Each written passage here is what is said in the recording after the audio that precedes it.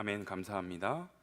네, 양옆에 또 앞뒤에 계신 분들과 한번 인사했으면 좋겠습니다. 참 잘 오셨습니다. 함께 인사하겠습니다. 네, 한 번 더 인사하실 때는 큰 은혜 받으시기 바랍니다. 우리 함께 인사하겠습니다. 네, 오늘 이 시간 주님을 예배하시는 일신교회 모든 성도님들에게 하나님이 부어주시는 큰 은혜와 평강이 함께 하시기를 축복합니다. 최근 여행객들이 많이 찾는 순례길이 있다고 합니다. 이동거리가 약 800km에 이르는 스페인의 산티아고 순례길입니다. 9세기 산티아고 데 콤포스텔라에서 성 야고보의 유해가 발견되고 성 야고보를 스페인의 수호 성인으로 삼으면서 오늘날 우리가 알고 있는 이 순례길, 이 바로 순례길이 생겨났습니다. 산티아고는 야고보를 칭하는 그 스페인식 이름인데요, 이 순례길은 11세기에서 15세기에 가장 번성하였다가 16세기 종교개혁 이후에는 쇠퇴를 했는데, 그러다가 1982년 교황 요한 바오르 2세가 교황으로서는 최초로 이 산티아고 데 콤포스텔라를 방문하면서 카톨릭 신자들로부터 큰 인기를 얻게 되었고, 또 1987년 파울로 코엘료의 순례자라는 책이 출간된 이후에 더욱더 유명해졌다고 합니다.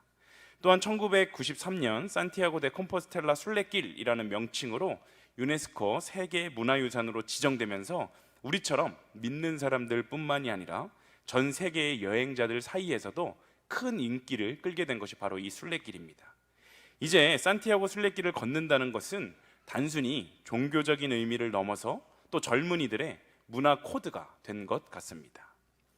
그래서 그런지 산티아고 순례길이라고 이렇게 인터넷에 쳐보시면 정말 수많은 사람들이 자기들이 다녀온 그런 후기들을 이렇게 올려놓았습니다. 다녀온 사람들의 글을 보다가 저에게 인상적으로 다가왔던 문구들이 있었는데요, 그것은 대부분의 순례자들이 길고 긴 그 순례길을 혼자 걸어갈 때는 여러 차례 한계를 느끼게 되지만 그 길에서 만난 길 친구들을 통해 그 한계를 극복하면서 무사히 그 순례의 일정들을 마쳤다라는 것들이었습니다. 긴 순례길에서 길 친구는 매우 큰 의지가 되기 때문에 낯선 여행에서 서로에 대한 관심과 염려로 또 힘을 보태 여행을 더욱더 의미 있고 풍성하게 만든다고 합니다. 빨리 가려면 혼자 가고 멀리 가려면 함께 가라 라는 아프리카 속담이 있습니다. 한 해의 여정을 마무리하는 시점인 12월에 우리의 주위를 돌아볼 때 우리에게는 어떠한 상황에서도 의지할 수 있는 정말 마음 편한 친구가 있으십니까?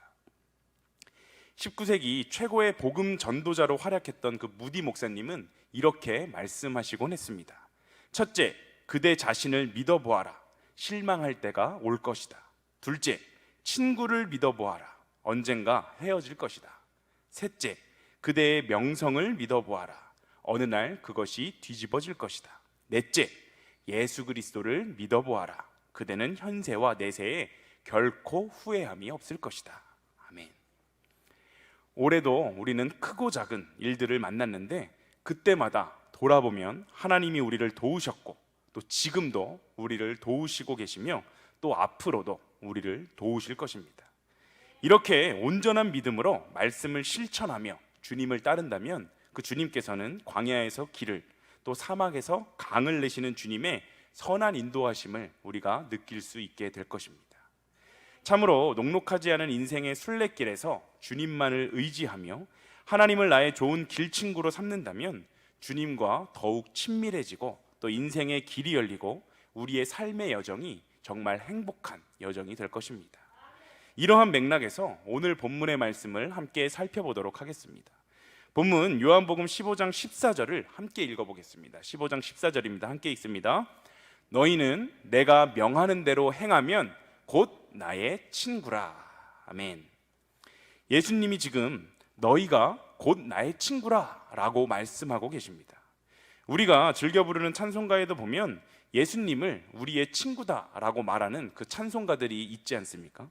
찬송가 90장 주 예수 내가 알기 전, 이 찬송가 1절과 3절에는 예수는 참 좋은 나의 친구라고 이야기를 합니다. 또 찬송가 92장 위에 계신 나의 친구에는 예수님을 변함없는 나의 친구다라고 표현을 합니다. 외에도 많은 찬송가에 또한 복음성가에 예수님이 나의 친구다라는 표현이 등장합니다. 그런데 혹시 예수님이 나의 친구다라는 이 표현을 볼 때마다 어떠한 생각이 드십니까? 친구의 사전적 의미는 가깝게 오래 사귄 사람, 또 나이가 비슷하거나 아래인 사람을 낮추거나 친근하게 이르는 말을 바로 친구라고 합니다.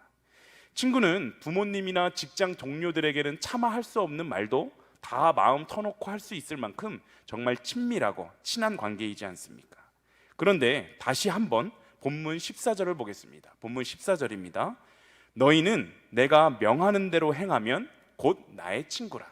아까 전이랑 이제 빨간 대가 바뀌었는데요, 빨간 대를 보시면 내가 명하는 대로 행하면 곧 나의 친구라 라고 말하고 있습니다.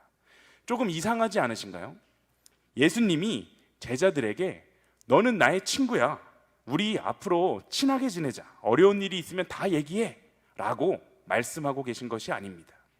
너희가 내 명령을 잘 따르면, 너희가 내 명령을 잘 따르면 내가 너희랑 친구해 줄게 라고 지금 예수님은 말씀하고 계십니다. 이 말은 친구의 관계라기보다는 주인과 종의 관계, 또 상사와 부하 직원 간의 관계에 가깝게 보여집니다. 그렇다면 왜 예수님은 이렇게 말씀하신 것일까요? 이 말씀을 이해하기 위해서는 바로 뒤에 이어지는 본문 15절의 말씀을 잘 살펴보아야 합니다. 우리가 함께 15절의 말씀도 읽어보도록 하겠습니다. 함께 읽습니다. 이제부터는 너희를 종이라 하지 아니하리니 종은 주인이 하는 것을 알지 못함이라. 너희를 친구라 하였노니 내가 내 아버지께 들은 것을 다 너희에게 알게 하였음이라. 아멘. 지금 예수님께서 말씀하고 계신 그 친구의 의미는 서로 동등한 위치에서 잘 알지 못했던 그 서먹서먹한 사이가 이제 친한 친구로 지낸다라는 뜻의 의미의 친구가 아닙니다. 15절 상반부를 보면 이제부터는 너희를 종이라 하지 아니하리니 라는 표현을 볼 때 이전에는 종과 주인의 관계였던 그 사이가 이제는 그렇지 않다라는 것을 친구라고 표현하는 것으로 우리가 알 수 있습니다. 우리는 친구라는 개념을 친한 사이다라고 떠올렸지만 예수님이 말씀하시는 이 친구의 의미는 주종관계가 아니라 동등한 신분, 바로 이 동등한 신분을 의미하는 것입니다. 특별히 친구가 되었을 때의 특권으로 예수님이 말씀하시는 것은 바로 예수님이 아는 것을 그 친구도 똑같이 알게 된다라는 것입니다. 우리가 살아가는 세상에서도 신분에 따라서 굉장히 큰 정보력의 차이가 존재합니다. 회사에서도 신입사원이 아는 것과 대표이사가 아는 것은 다르지 않습니까? 예수님과 주인과 종의 관계였을 때에는 우리가 알지 못하는 하나님 나라의 많은 비밀들이 있었지만 우리가 예수님과 친구가 되면 동등한 신분이기 때문에 그러한 차이가 모두 없어지게 되는 것입니다. 물론 예수님과 친구가 되어서 그분과 동등한 신분이 된다고 해도 분명한 것은 예수님과 우리 사이에는 본질적인 차이, 바로 본질적인 큰 차이가 있다라는 사실입니다. 예수님은 우리를 지으신 창조주이시고 우리는 그가 지으신 피조물입니다. 그래서 예수님과 우리가 동등한 신분이 되기 위해서 한 가지 조건이 덧붙고 있는데요, 그것이 바로 14절 상반절에 있는 너희는 내가 명하는 대로 행하면 인 것입니다. 바로 이러한 조건이 붙게 되는 것입니다. 이 맥락을 이해해야지만 예수님이 우리를 친구로 부르셨다라는 것의 의미를 우리는 정확하게 파악할 수 있습니다. 바로 이 때문에 너희는 내가 명하는 대로 행해야 한다, 그래야만 내가 너랑 친구 삼아줄게 라는 이 표현 때문에 우리의 신앙생활에서 순종, 바로 순종이라는 것이 너무나도 중요한 그 신앙의 요건이 되는 것입니다. 예수님의 그 명령대로 행해야만 우리는 예수님의 친구가 될 수 있는 것이기 때문입니다. 오늘을 살아가는 우리는 교회를 다니고 있기에, 예배당에서 예배에 참여하고 있기에, 또 믿는 사람들 사이에서 함께 살고 있기 때문에 하나님의 백성, 또 예수님의 친구가 되는 것이 아닙니다.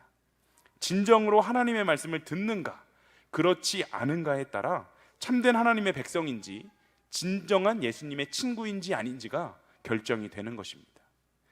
근래에 우리 국민을 하나로 묶어주고 우리를 너무나도 열광적으로 만들었던 일이 있었죠. 바로 월드컵입니다. 2022년 피파 카타르 월드컵은 11월 21일에 시작해서 12월 19일에 끝으로 마치게 됩니다. 물론 축구를 좋아하시는 분들이야 우리나라 경기와 상관없이 세계인의 축제인 이 월드컵 자체를 즐기시기도 하지만, 많은 사람들은 우리나라의 경기 때만큼은 빼먹지 않고 챙겨보면서 함께 웃고 함께 울고 공감을 했습니다. 오늘부로 16강 경기가 모두 종료되고 8강 대진이 꾸려졌습니다. 우리나라는 정말 기적적으로 16강에 진출하였었지요. 너무 큰 기쁨을 안겨준 대표팀 덕분에, 물론 브라질과의 그 16강 경기에서는 너무나도 아쉽게도 패배했지만 그럼에도 다들 아쉬움보다는 큰 기쁨이 있는 것 같습니다. 그런데 인터넷을 하던 중에 제가 한 가지 기사를 보게 되었습니다. 그 기사의 제목은 조규성 이번 월드컵 최대 수혜자라는 제목이었습니다.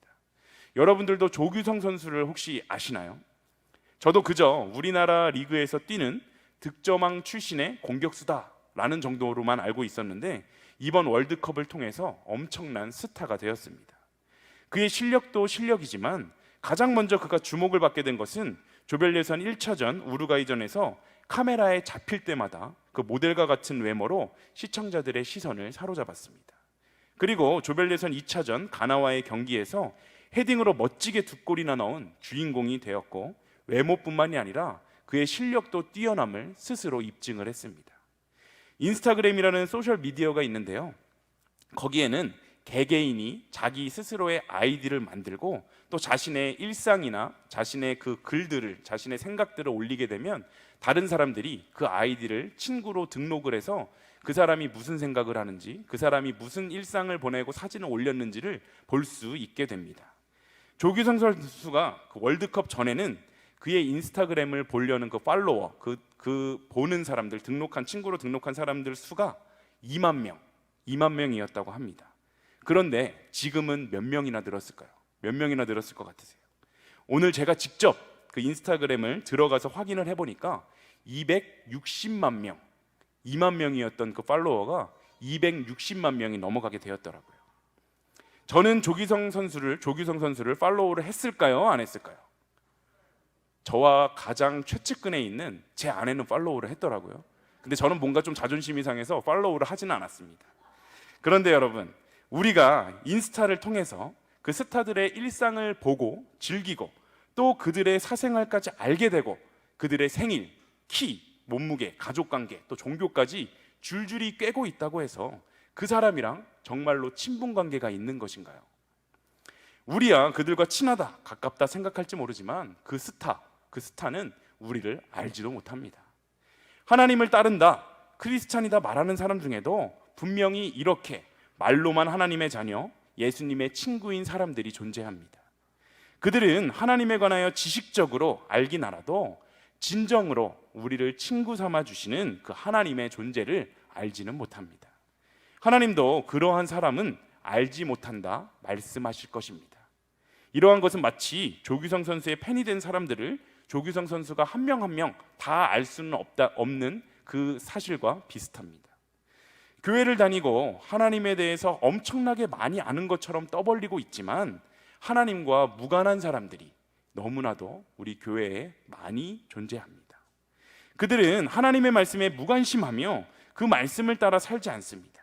마태복음 7장 21절은 이렇게 이야기하는데 우리가 함께 읽어보겠습니다. 함께 읽습니다. 나더러 주여 주여 하는 자마다 다 천국에 들어갈 것이 아니요 다만 하늘에 계신 내 아버지의 뜻대로 행하는 자라야 들어가리라. 아멘. 이는 주님의 이름을 부르는 자들, 교회 안에 속한 것처럼 보인다 해도 하나님 아버지의 뜻, 곧 하나님의 말씀에 순종하는 삶을 살아가지 않는다면 하나님과는 전혀 상관이 없다라는 사실을 잘 보여줍니다. 반대로 말씀에 철저하게 순종하는 사람은 예수님의 친구가 될 수 있습니다. 하나님이 예수님 안에 계시고 예수님이 하나님 안에 계신 것처럼 하나님의 말씀에 순종하는 사람의 안에 예수님께서 거하시고 또 그들이 예수님 안에 있게 되는 그 축복을 누리게 될 것입니다. 순종, 바로 이 순종은 선택의 문제가 아니고 우리의 본질의 문제입니다. 크리스찬은 크리스찬인데 주님의 말씀에 순종하는 크리스찬도 있고 주님의 말씀에 순종하지 않는 크리스찬이 있는 것이 아니라 하나님의 말씀에 순종하지 않는 사람은 크리스찬, 즉 그리스도인이 아니다라는 사실을 우리는 꼭 기억해야 하는 것입니다.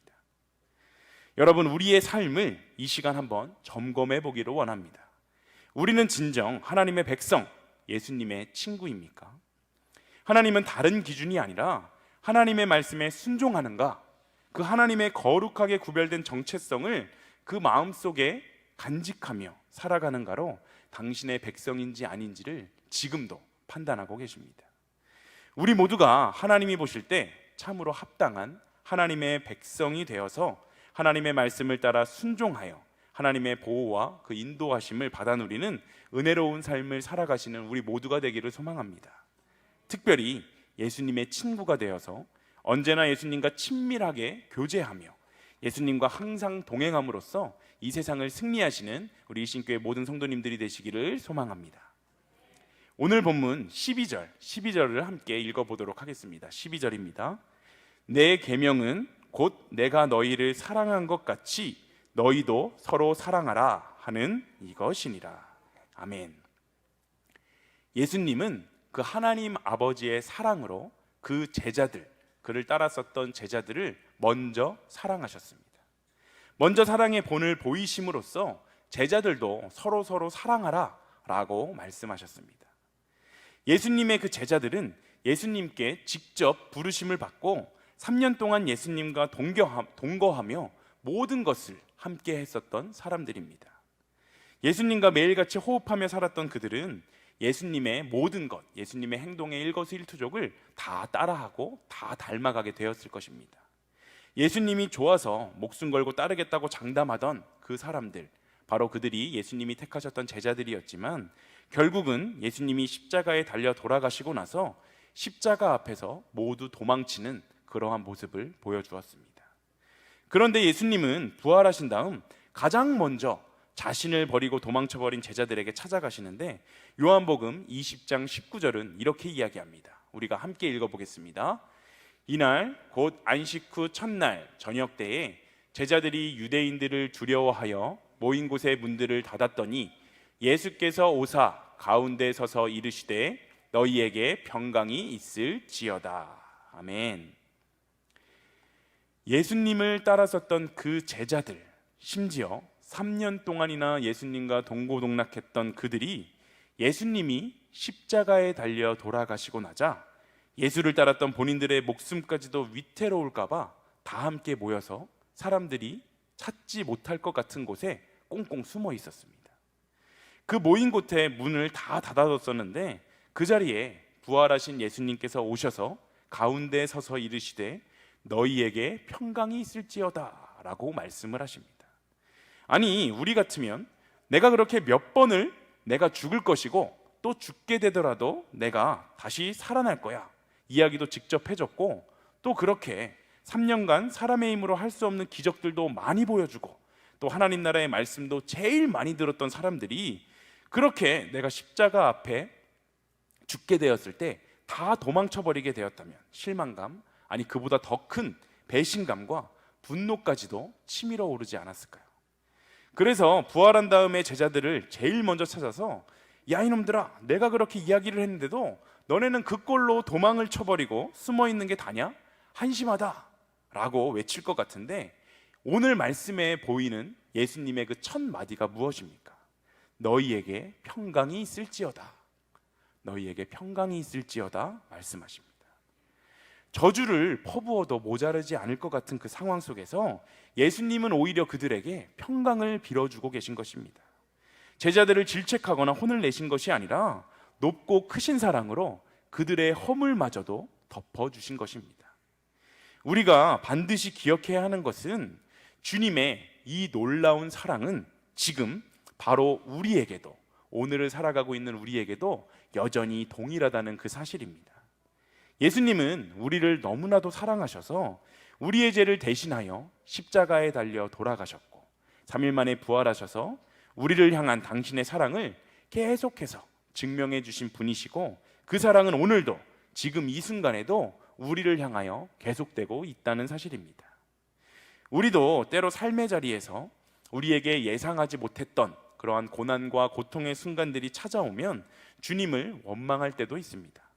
또 우리가 예배에 참여하는 것이 하나님이 나를 너무나도 사랑하시고 또 예수님께서 나를 위해 돌아가셨기 때문에 내가 그 사랑과 은혜에 감격하여서 예배의 자리에 오는 것이 아니라, 혹시 내가 교회에 나오지 않으면 괜히 벌 받을 것 같고, 괜히 우리 가족 중에 누가 넘어져가지고 다칠 것 같고, 괜히 그러한 마음 때문에 오시는 높아심 때문에 교회에 나올 때도 있지 않습니까? 또 우리가 너무 기도도 안 하는 것 같고 예수님의 말씀을 똑바로 따르지 못하는 것 같아서 마음을 졸일 때도 있지 않습니까? 그럼에도 불구하고 예수님은 우리의 그러한 행동조차 그 제자들의 엄청난 배반에도 그들을 꾸짖지 않으셨던 것 같이 우리의 그 모든 마음까지 그저 사랑으로 덮으시는 분이 바로 우리가 믿고 따르는 예수님임을 반드시 기억하셨으면 좋겠습니다. 오늘 본문 12절을 다시 한번 읽어보겠습니다. 본문 12절입니다. 내 계명은 곧 내가 너희를 사랑한 것 같이 너희도 서로 사랑하라 하는 이것이니라. 아멘. 내가 너희를 사랑한 것 같이 너희도 서로 사랑하라 라고 말씀하십니다. 우리가 받은 이 사랑, 정말 말이 안 되는 한이 없는 그 사랑을 받은 우리는 우리만 그 사랑을 받고 끝내는 것이 아니라 너희도 서로 사랑하라 라는 그 말씀에 순종하여 서로를 사랑하는 삶을 살아내야 합니다. 이 추운 겨울에 우리는 예수님의 시선으로 이웃을 돌아보며 사랑으로 섬겨야 하는 시점입니다. 사실 우리 교회도 노후화되어서 이것저것 고쳐야 하고 새롭게 장만해야 하는 것들이 얼마나 많습니까? 그럼에도 불구하고 우리는 너희도 서로 사랑하라 라는 그 말씀을 붙잡고 소외되고 또 어려움을 겪고 있는 지역의 취약계층들을 위해 15일에는 쌀 나눔, 또 20일에는 쪽방촌에 거주하시는 분들을 위해 식사 대접을 준비하고 있습니다. 무너진 한국교회의 신뢰 회복은 바로 나로부터 시작되고 우리 교회에서부터 시작된다는 마음으로 기초를 하나하나 다시 쌓으며 다시 세상의 빛과 소금이 되는 한국교회를 우리가 함께 세워갔으면 좋겠습니다. 그 첫걸음은 바로 예수님이 우리를 무한한 사랑으로 아끼고 섬기신 것처럼 우리도 우리에게 맡겨주신 이웃들을 섬길 때 그러한 헌신이 바로 하나님을 드높이는 일이고 하나님의 사랑, 하나님의 복음이 우리들의 삶을 통하여 이웃들에게 전달될 수 있는 축복의 통로가 되는 것임을 기억하며 우리가 이웃들을 섬기고 이웃들을 더욱더 사랑할 수 있는 우리 넉넉한 마음을 가지실 수 있었으면 좋겠습니다. 예수님이 당신의 삶으로 먼저 우리들에게 하나님의 넓고 크신 사랑을 증명해 보이셨듯이 예수님의 친구된 우리도 예수님이 사랑하셨던 것들을 사랑하고 또 예수님이 미워하셨던 것들을 미워하며 또 예수님이 중요하게 여기셨던 것들이 바로 나에게도 중요하게 여겨지고 예수님이 하찮게 여기셨던 것들이 나에게도 하찮게 여겨지는 예수님과 친밀하게 동행하며 예수님의 크신 사랑으로 삶으로 증명해내는 우리 일신교회 모든 성도님들이 다 되시기를 간절히 소망합니다. 이 시간 함께 주를 향한 나의 사랑을 이라는 찬양을 부르며 결단하는 시간을 갖겠습니다. 주신 말씀 기억하며 우리가 예수님의 진정한 친구가 되어서 예수님의 그 사랑을 전하는 그 일에 바로 나의 삶이 사용될 수 있게 해달라고 우리 함께 찬양하겠습니다.